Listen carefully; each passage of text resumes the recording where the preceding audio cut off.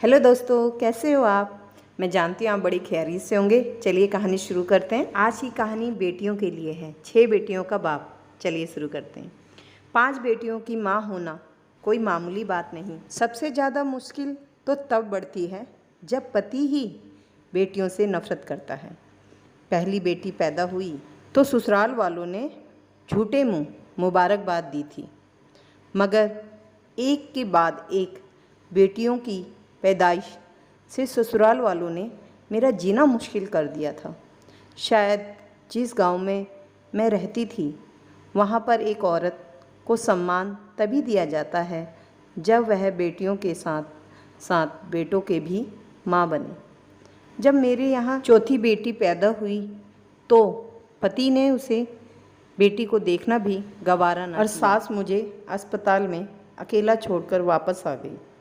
जब तबीयत कुछ ठीक हुआ तो अपनी फूल सी बेटी लेकर मैं खुद ही घर की तरफ बढ़ी। जब मैं अस्पताल से बाहर निकली तो एक गरीब बुढ़िया औरत बाहर बैठी थी। मुझे देखकर खुश हुई और बच्ची को मांगने लगी। मैंने बच्ची को दिया तो कहने लगी, परेशान मत हो, एक दिन तुम्हारा पति तुम्हें ज़रूर मानेगा। मैं थोड़ा सा मुस्कुराई। घर आते ही मुझ पर मुसीबत टूट पड़ी थी। पति ने मेरा स्वागत थप्पड़ मारकर किया था। सास ने मुझसे मेरी बेटी को लेकर बिस्तर पर पटकने के अंदाज में रखा और कामों को मेरे हाथ में पकड़ा दी। मेरी जेठानी जो 3 बेटों की माँ थी, बात बात पर बेटों की माँ होने का रोबा जमाया करती थी। मैं खामोशी से सब्र का घूंट पीती जा रही थी। जिंदगी गुजरने लगी। मेरी बच्चियों को बाप और दादी का प्यार नहीं मिला। अक्सर मैं सोचा करती थी कि बेटियां भी तो भगवान की बनाई हुई हैं। सब कुछ भगवान के हाथ में है। जिसे चाहे बेटा दे, जिसे चाहे बेटी दे, फिर क्यों इसका कसूर एक औरत को ही ठहराया जाता है। धीरे धीरे समय बीतता गया और मैं एक बार फिर से प्रेग्नेंट हो गई। 4 बेटियों के बाद अब मेरी भी यही राय थी कि अब मुझे भगवान बेटा दे दे, ताकि इस बार मैं सास और पति के भरोसे पूरा उतर सकूं। समय जैसे जैसे गुजर रहा था मेरा डर बढ़ते चला गया।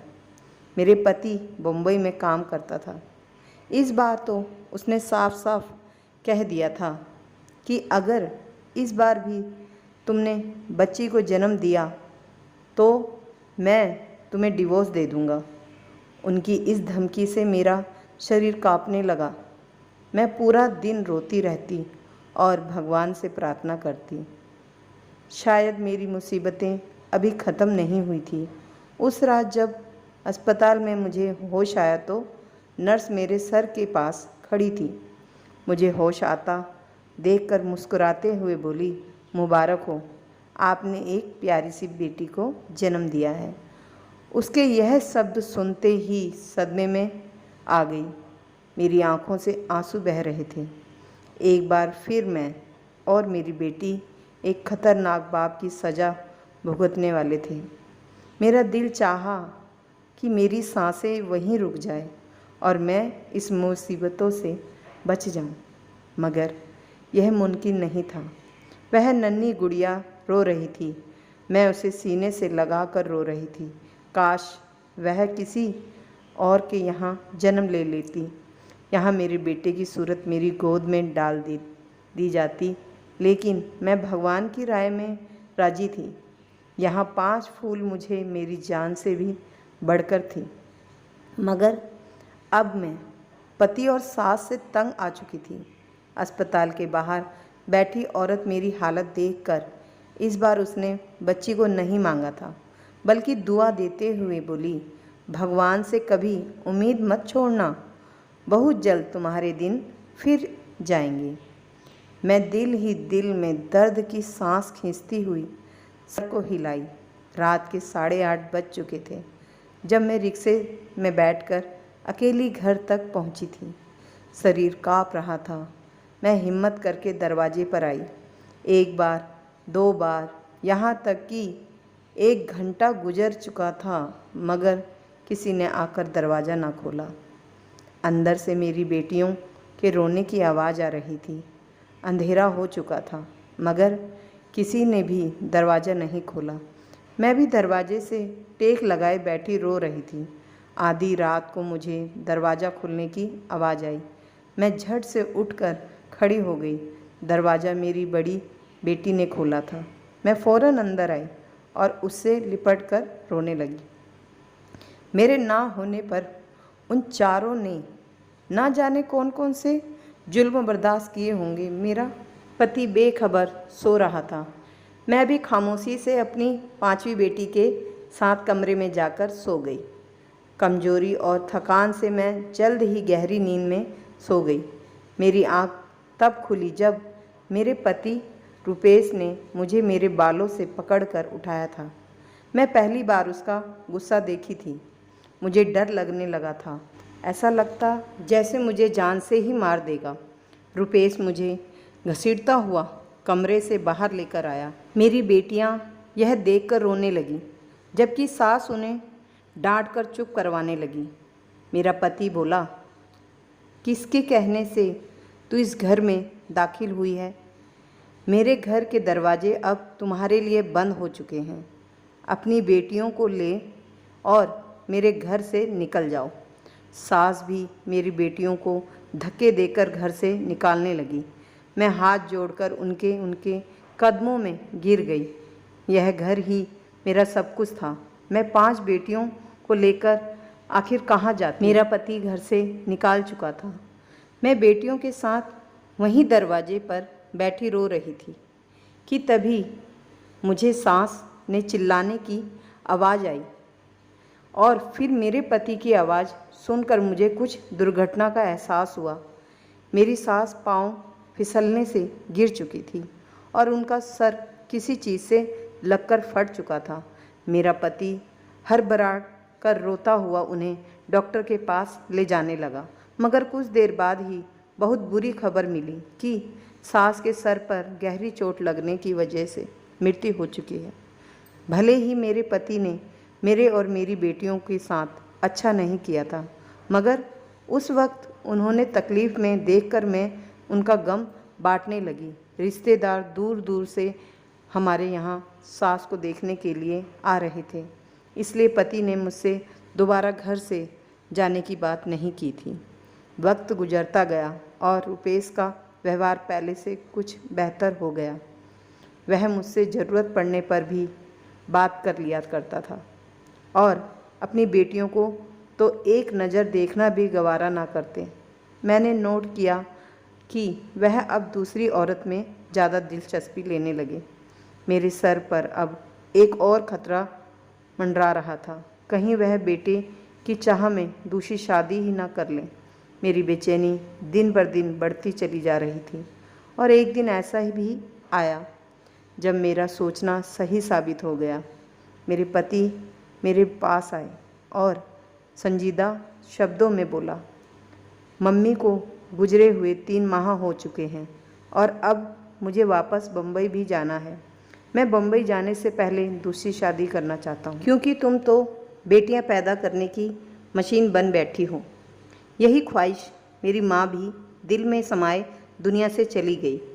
पति का यह शब्द मेरा खून खोल दिया था।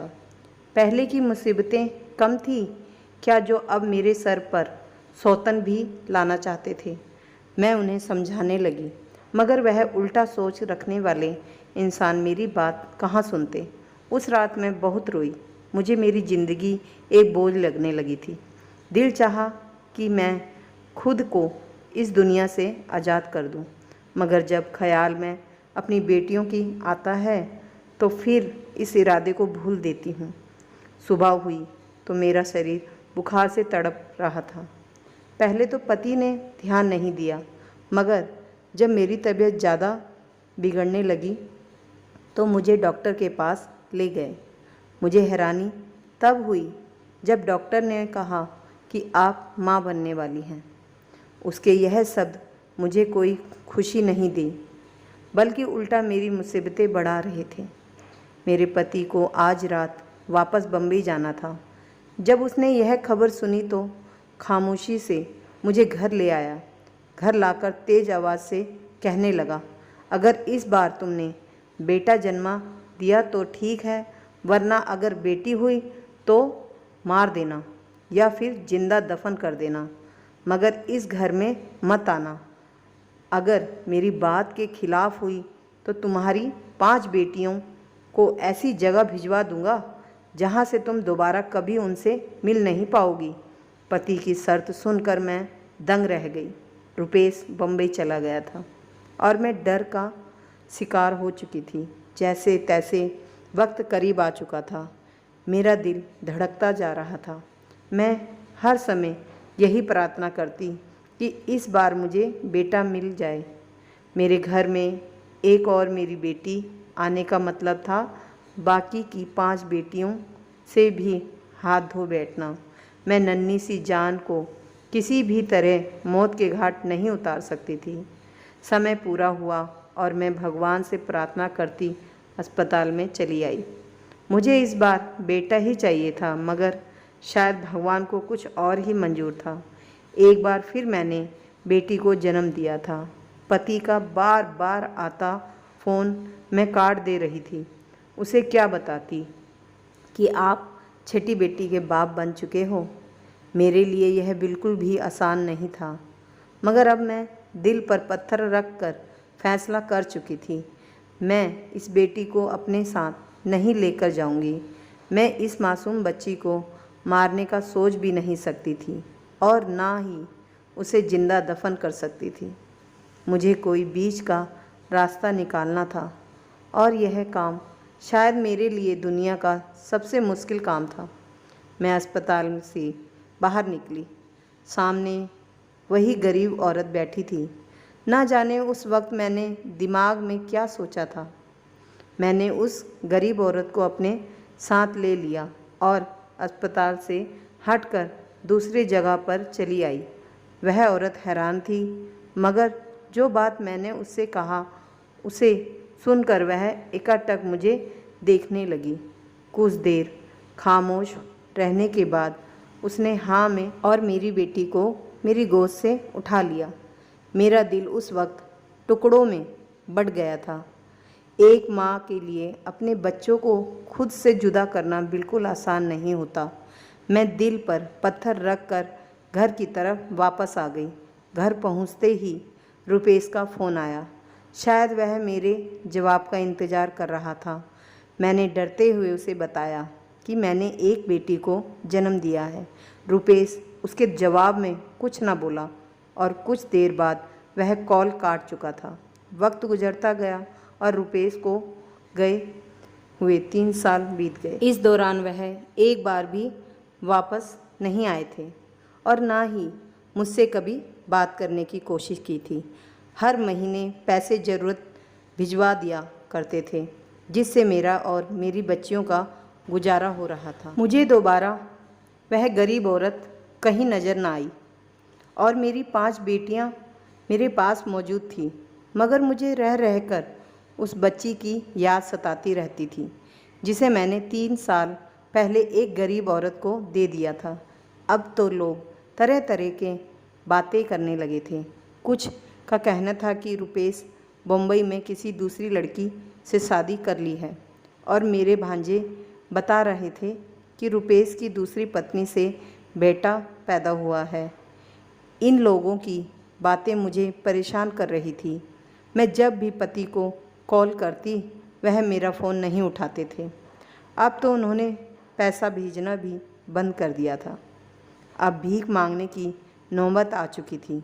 जब घर में पूरे खाने की और पीने की चीज़ ख़त्म हो गई तो मैंने खुद काम करने का फ़ैसला किया। जहाँ भी काम मांगने जाती तो लोग मेरा मजाक उड़ाते कि पति बम्बई में लाखों कमा रहा है और पत्नी घरों में नौकरी ढूंढ रही है। पति का इंतज़ार करते करते 18 साल बीत गए। मैंने अपनी 3 बेटियों की शादी कर दी थी। 18 सालों में मैंने झाड़ू पोछा करके अपनी बच्चियों को पाल पोस कर बड़ा किया था, जबकि पति ने इस दौरान एक बार भी पलट कर नहीं देखा था। सोमवार का दिन था। जब मैं भगवान की पूजा कर रही थी, अचानक दरवाजे पर दस्तक हुई। जब मैंने दरवाज़ा खोला तो एक पल के लिए मैं सदमे में चली गई।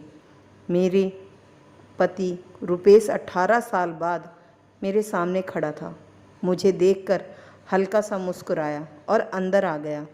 उसने घर आते ही मुझसे बिना कुछ बात किए सिर्फ इतना कहा कि अब मैं हमेशा के लिए वापस आ चुका हूँ और अब सारा कारोबार यहीं करूँगा।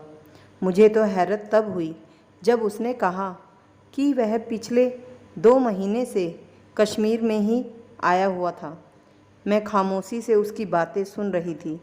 वह अपने बैग से कपड़े निकाल कर फ्रेश होने चला गया था।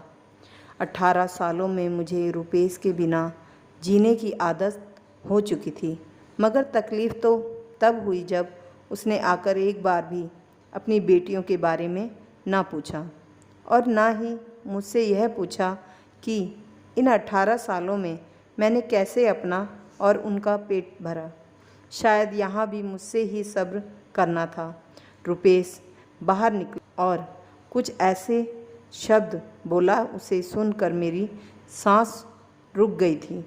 वह कहने लगा कि वह कश्मीर में एक लड़की को पसंद कर चुका है। उसका नाम पूजा है और अगले सोमवार को उसकी पूजा के साथ विवाह है।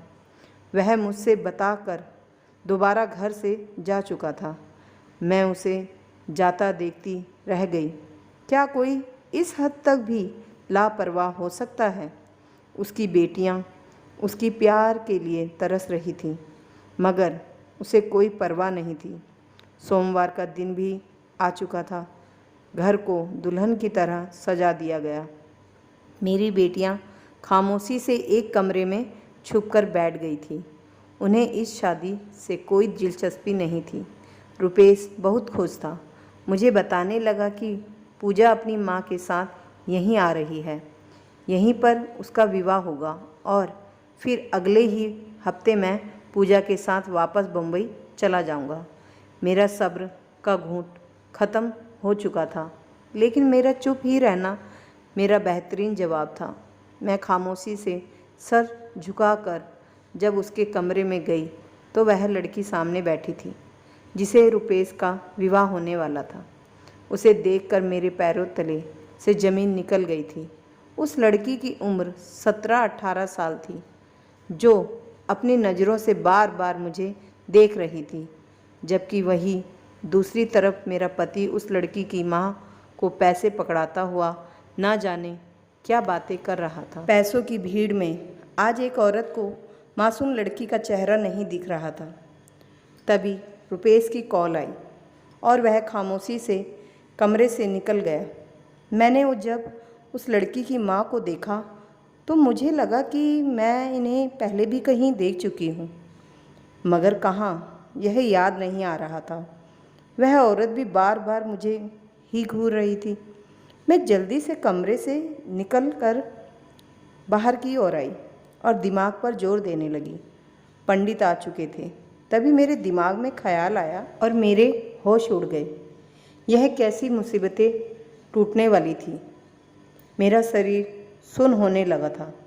तब मैं बाहर निकली और जाकर पूजा की माँ को पकड़कर अपने सामने किया और मैं उसे देखकर बोली कि तुम वही औरत हो ना जिससे मैंने अपनी बेटी को दे दिया था।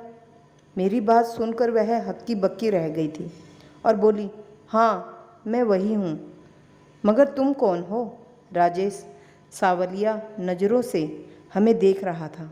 मैं गुस्से से बोली कि मैं वही औरत हूँ जिसने 18 साल पहले अपने इसी पति के डर से अपनी बेटी को तुम्हारे हवाले किया था। यह खबर किसी पाप की तरह गिरी थी। रुपेश घबराया हुआ था। वह औरत सीने से पर हाथ रखकर जमीन पर बैठ चुकी थी, जबकि पूजा हैरत से मुझे देखने लगी थी। जब रुपेश होश में लौटा तो उस औरत से सवाल करने लगा। वह औरत अब मालदार हो चुकी थी, लेकिन मेरी बात को सच मान गई। अगर एक पल भी देर हो जाती तो ना जाने कौन सी मुसीबत टूट पड़ती। रुपेश अपना बाल पकड़ता जमीन पर गिर चुका था और होश आते ही घर से बाहर निकल गया था। उसको बेटियों से नफरत थी, मगर जो पाप करने जा रहा था वह बहुत बड़ा था। पूजा ज़मीन पर बैठी रो रही थी और मैं बेबसी से उसे रोता देखकर उसे सीने से लगाकर रोने लगी। रुपेश को घर से गए काफ़ी देर हो चुकी थी। 2 दिन गुजर चुके थे और फिर दरवाजे पर एम्बुलेंस आई, जिससे रुपेश को उतार कर घर लाया गया। उसका 2 दिन पहले एक्सीडेंट हो चुका था। उसकी एक टांग टूट चुकी थी। उसकी जुबान दांतों में आकर कट चुकी थी। अब वह बोल नहीं सकता था। जैसा भी था, मेरी बच्चियों का बाप था। बेटियां कहाँ बाप को तकलीफ़ में देख सकती थी। जब जब मेरी बेटियां रुपेश की सेवा करती, वह नज़र झुकाकर रोने लगता था। पूजा से उसने दोबारा कभी नज़र नहीं मिलाई थी और ना ही पूजा कभी रुपेश के सामने जाना चाहती थी। कुछ दिनों के बाद रुपेश ने अपना सारा धन अपनी 6 बेटियों के नाम कर दी और अपनी बेटियों से माफ़ी मांगी और अब सब खुश रहने लगे थे।